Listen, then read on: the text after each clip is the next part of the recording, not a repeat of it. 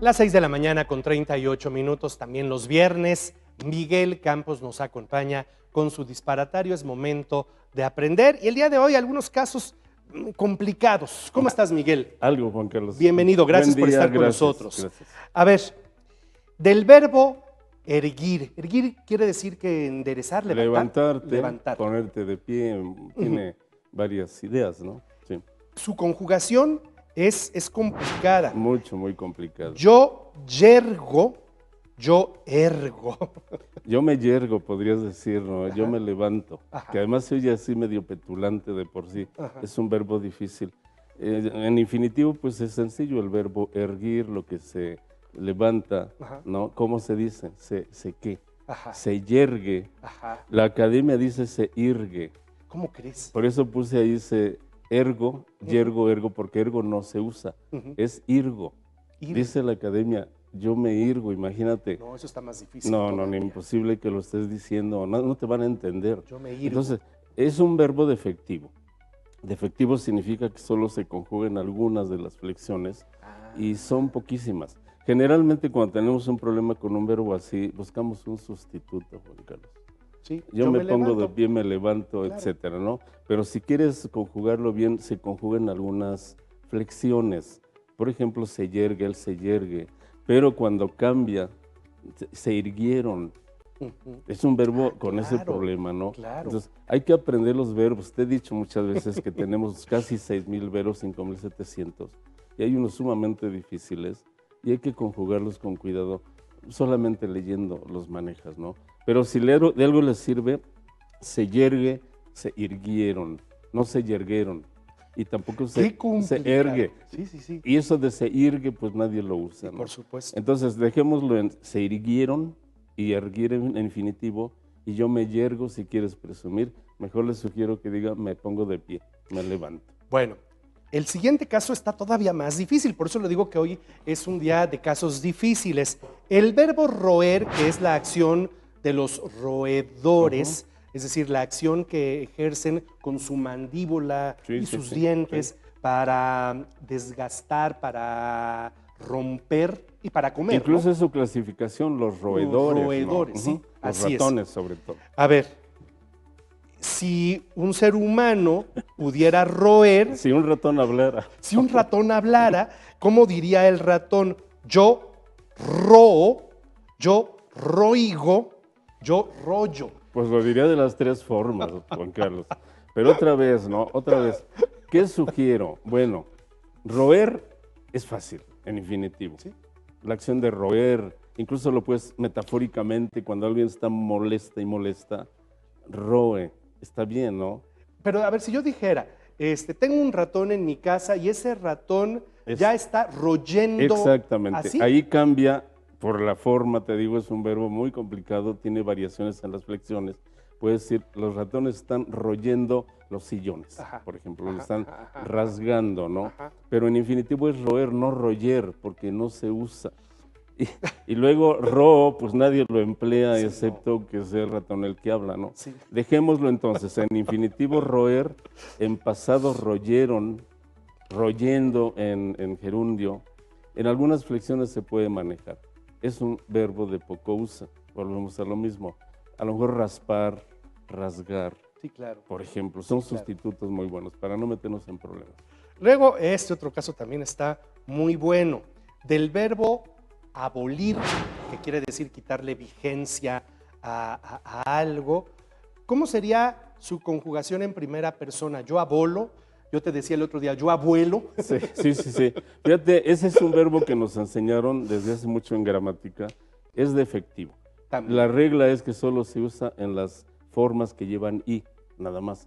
Pero la academia, que constantemente en sus sesiones, como las cámaras de diputados, tienen ocurrencias e iniciativas, propusieron que se vuelva ya un verbo regular y que puedas decir yo abolo, tú aboles. Imagínate, Hidalgo, yo abolo la esclavitud.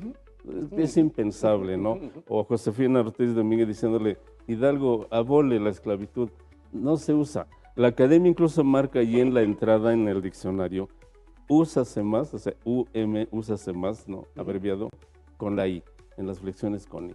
Mejor limítese a decir abolieron, los diputados abolieron una norma, etcétera, ¿no? Y evites eso de yo abolo porque tenemos problemas. ¿Cuál es un sustituto perfecto? Suprimo. Claro. En el caso legal, ¿qué sería? Derogaron. Pero más bien es suprimir, porque Hidalgo no derogó la esclavitud, eso se hace en leyes, pero sí suprimir, él ayudó a ello, ¿no? Entonces, perfectos sustitutos, el idioma es muy rico, Juan Carlos, pero si quiere lucirse, pues diga abuelo, no diga abuelo. Si no va a decir abuelo, yo abuelo. Sí, imagínate, pero es regular, yo abuelo según la academia.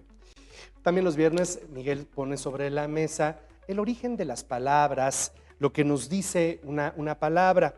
La palabra campechano, que es una persona de trato cordial, afable, alegre, no, muy campechano. Tú eres muy campechano. Sí. No lo había entendido bien, Juan Carlos. La academia lo registra como tal, como lo describes, pero lo leí en el libro de José Vasconcelos, Ulises Criollo.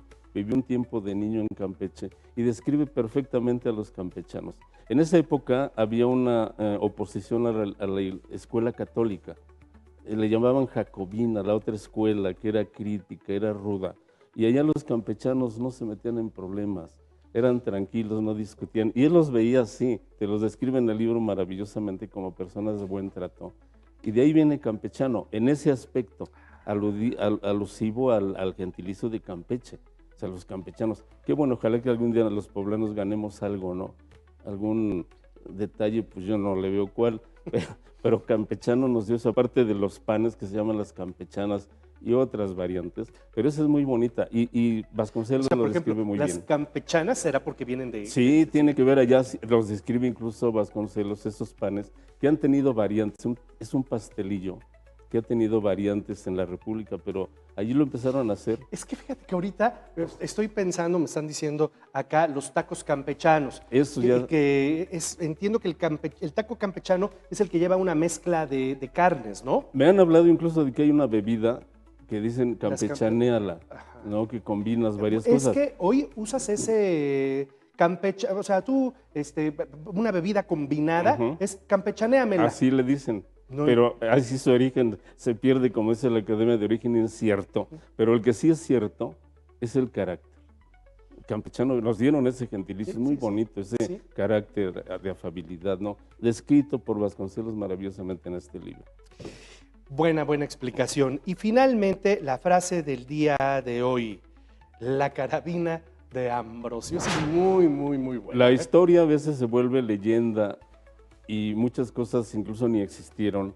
Ya lo platicamos con el Rosario de Amozoc, por ejemplo. Pero sí existió el tal Ambrosio, está registrado por ahí del siglo XVII, un campesino al que no le iba nada bien con sus cultivos. Nada bien. Y entonces un día optó por volverse salteador de caminos. Y tenía una carabina, entonces salió a asaltar, pero no disparaba la carabina, se trababa, nunca pudo el pobre hombre. Y entonces mejor se regresó a su aldea a seguir con el campo, y se burlaban de él, lo hicieron una frase proverbial como la carabina de Ambrosio, cuando algo no funcionaba, ¿no? Lo curioso es que Ambrosio era un tipo noble, así lo describe la leyenda, era inocente, por lo tanto, tiene que ver la inocencia con un acto que no sirve. Por eso se dice, ya estás como la carabina de Ambrosio. Esto y la carabina de Ambrosio es lo mismo, dicen, por ejemplo. Me llaman, por ejemplo, cuando una ley se propone una ley, un diputado, de algo que esto no va a funcionar, es una inocentada.